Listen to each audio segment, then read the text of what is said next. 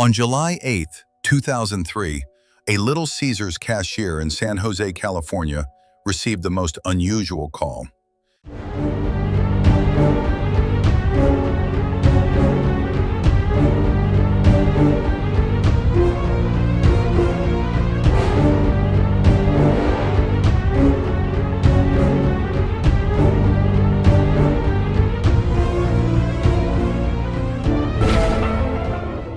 A little girl with a whimpering voice, holding back her tears as she spelled every letter of her address one by one.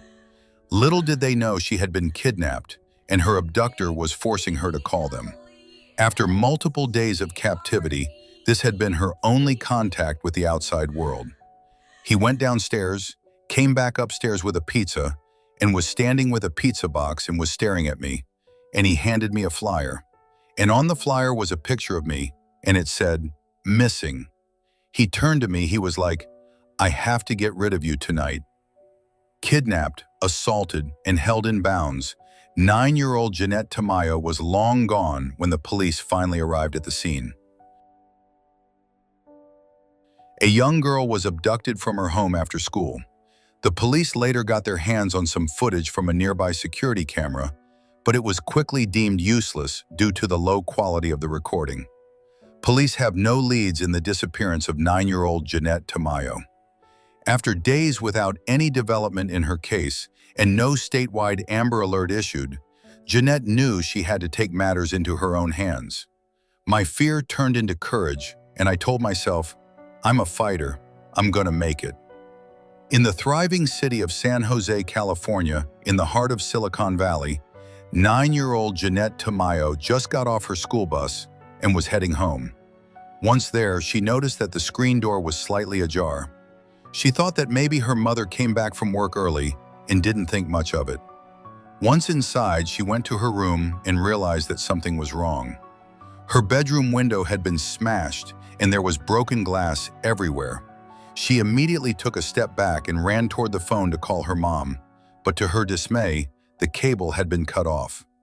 Before she had time to understand what was happening, she heard someone knocking at the door. Jeannette turned around and saw a stranger behind the screen. Scared and confused, she reluctantly opened it. And when he was asking me questions, he was kind of peeking inside trying to see who was in there, and that started making me feel really uncomfortable, and I started slowly closing the sliding door. I got scared because I felt a really bad vibe from him, and he put his hand in the way, he slid it open, grabbed me, and took me to my brother's room. He threw me on the bed and took off my pants. After he was done, her attacker handcuffed her and tied her legs together. He then carried her to his car parked in the garage.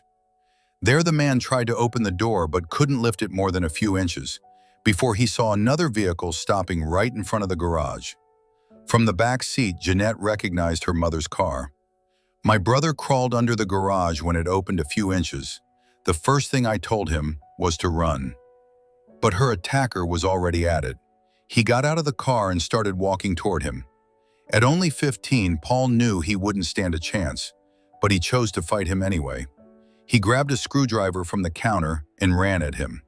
The man then immediately disarmed him and started punching him in the face over and over.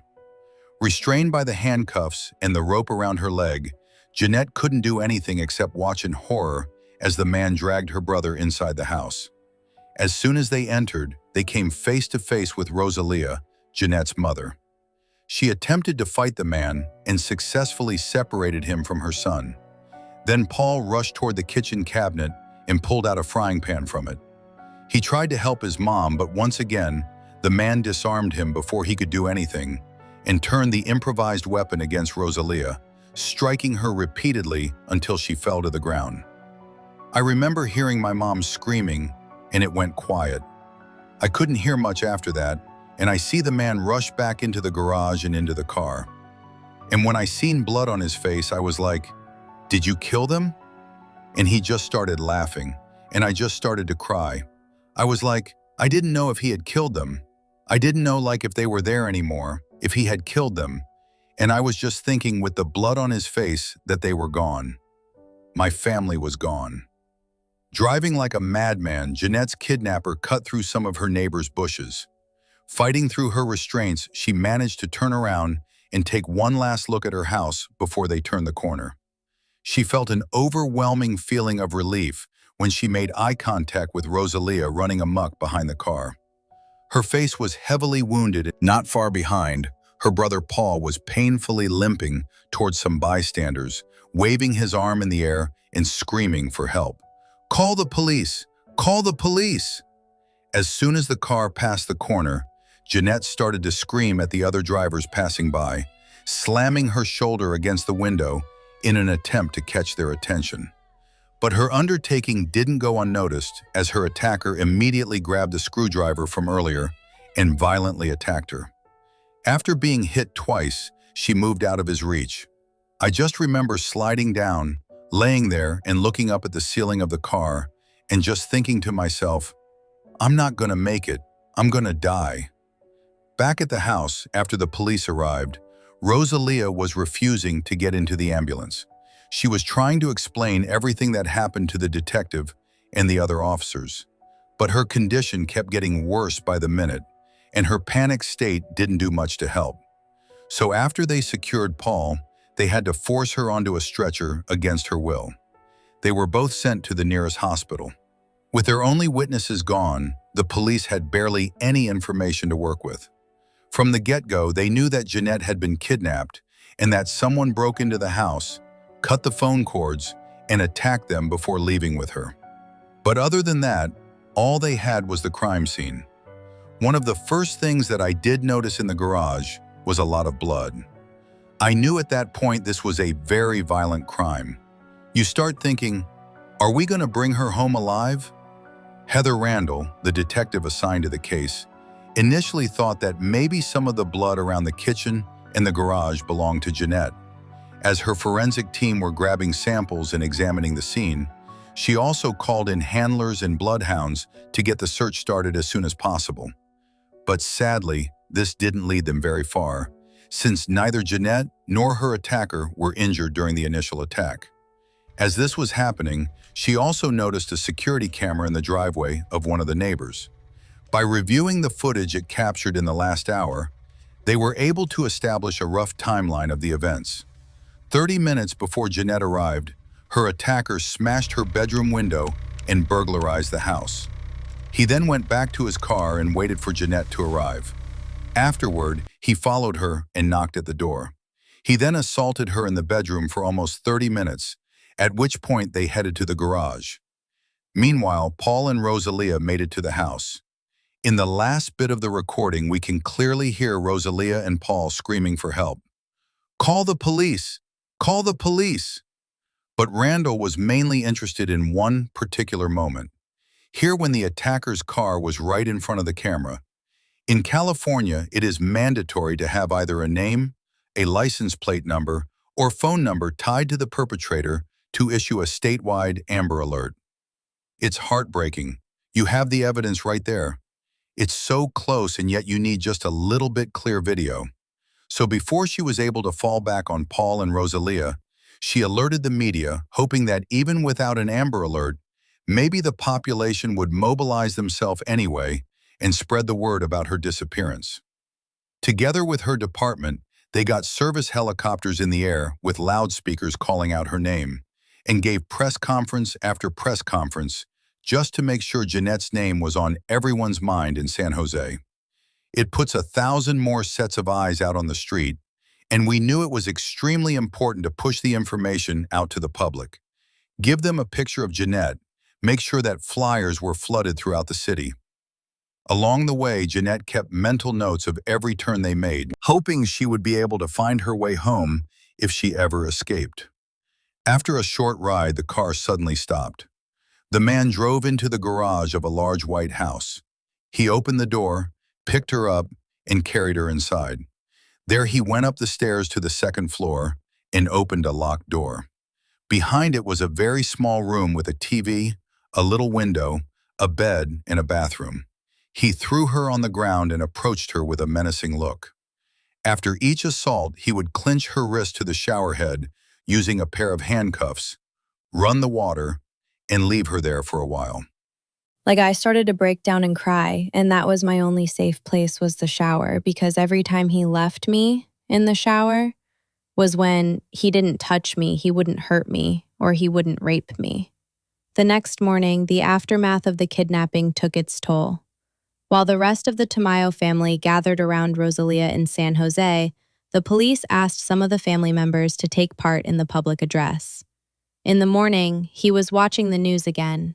My cousin was talking to me through the news. She was saying, "Jeanette, if you can hear us, just know that be strong, girl. We're looking for you." She was like, "Just don't give up." That gave me hope. That gave me the strength. Either I'm going to fight to get out of here or die trying. During her second day of captivity, Jeanette made a decision that would determine whether she lived or died. She couldn't fight him. She couldn't overpower him. So she chose something far more dangerous. She chose to gain his trust. If I talk to him, maybe I can survive. Keeping her voice calm, she asked the most ordinary question she could think of. "Where are you from?" He paused. Slowly, he turned to face her. For the first time since the abduction, he smiled. A chilling, unnatural smile. Disgust surged through her. In that moment, she wanted to hurt him, to fight back, to escape, to make him feel the fear he had forced onto her. But she didn't. Instead, she smiled back. Then gently, she asked for a glass of water. He hesitated, then handcuffed her, and for the first time, left her alone. The moment the door closed, everything changed. Her hands began to move. Fast, careful, precise. She had noticed something earlier. The handcuffs didn't need a key. They were mechanical. I felt a button, a latch. She adjusted it, pressed, clicked. Freedom. For a split second, she just sat there. Then reality hit. She didn't have time to escape, but she did have time to leave a trail. She remembered the crime shows she used to watch, CSI, Law and Order. Victims leave clues. Detectives follow them. So she became her own investigator.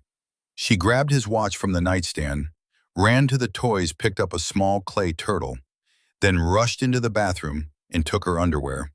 Evidence, proof, something that could expose him, even if she didn't make it out alive. Footsteps, heavy, coming back. Her heart raced.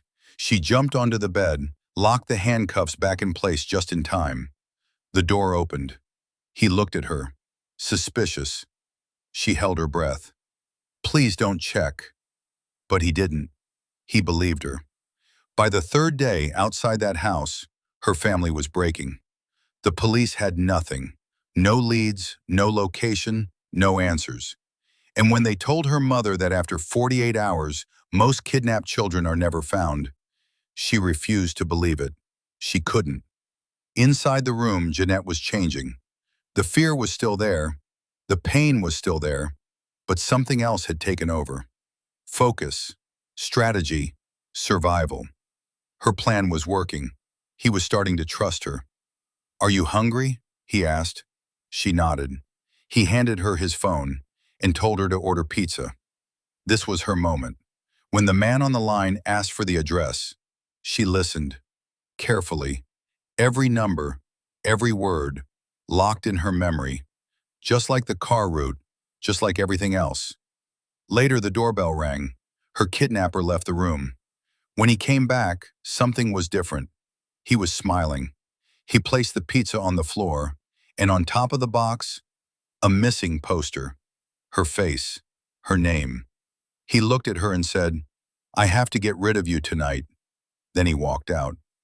Silence. For a moment, she didn't move. Then instinct kicked in. She threw the pizza aside, grabbed every piece of evidence she had collected, stuffed it all into the box, and hid it under the bed. This was her insurance.